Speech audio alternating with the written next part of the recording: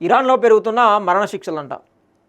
ఇరాన్లో మరణశిక్షలపై అంతర్జాతీయ మానవ హక్కుల సంఘాలు, స్వచ్ఛంద సంస్థలు ఆందోళన వ్యక్తం చేస్తున్నారట. ఇరాన్లో ఏటా మరణశిక్షలు ఆందోళనకల రీతిలో పెరుగుతున్నాయట.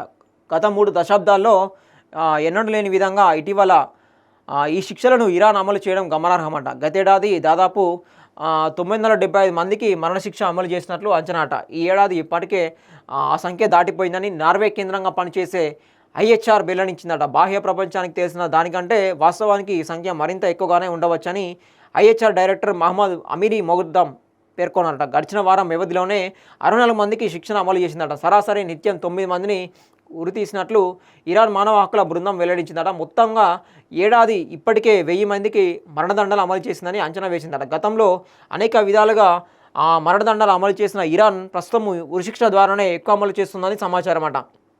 అత్యధికము జైలులో చేపడుతున్నప్పటికీ బహిరంగ శిక్షలు కూడా చేపడుతుందట. హత్య, మాదక ద్రవ్యాలు, అక్రమ రవాణా, అత్యాచారము, లైంగిక దాడి వంటి నేరాలకు ఈ తీవ్ర శిక్ష విధించి అమలు చేస్తుందట. అమ్నెస్టీ ఇంటర్నేషనల్ సహా పలు అంతర్జాతీయ మానవ హక్కుల సంస్థల ప్రకారము చైనా తర్వాత అత్యధిక సంఖ్యలో మరణదండన అమలు చేస్తున్న దేశాల్లో ఇరాన్ 2వ స్థానంలో ఉందట.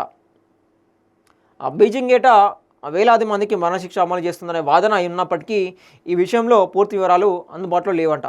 సో మొత్తానికి ప్రపంచవ్యాప్తంగా మరణశిక్షలు వేసే దేశంలో ఏదైనా ఉందంటే అది ఫస్ట్ చైనా, దాని తర్వాత ఇప్పుడు ఇరాన్ ఉందట. దాదాపు రీసెంట్గా చూసుకుంటే దాదాపు గతేడాది 975 మందికి దాదాపు 1000కి పైగా 1000కి నియరు మరణశిక్షలు విధించిందట. సో ఎందుకు విధిస్తున్నారంటే వీళ్ళు ఎటువంటి తప్పులు చేసిన వాళ్ళకి విధిస్తున్నారంటే వీళ్ళు లైంగిక దాడి కావచ్చు, అత్యాచారం కావచ్చు, మాదక ద్రవ్యాలు, మత్తు పదార్థాలకు సంబంధించి కావచ్చు, ఇట్లాంటి అన్ని హత్యకు సంబంధించింది కావచ్చు, లైంగిక దాడికి సంబంధించి తీవ్రమైన శిక్ష ఏదైతే ఉంటుందో, తీవ్రమైన నేరాలు చేస్తూ ఉంటారు కదా, దానికి సంబంధించి మాత్రమే వీళ్ళు శిక్షలు విధించడం జరుగుతుందట. సో ఈ శిక్షలు విధించడం పైన కూడా ప్రపంచ మానవ హక్కుల సంఘాలు కూడా వ్యతిరేకిస్తూ వస్తూ ఉన్నాయి. సో ఇట్లా నార్వే కేంద్రంగా దాదాపు రోజుకు గడిచిన వారంలోనే దాదాపు 64 మంది అమలు చేసిందట. నిత్యం అంటే రోజు సరాసరి ఒక 9 మందిని ఉరిదీస్తూ ఉన్నారట మొత్తం.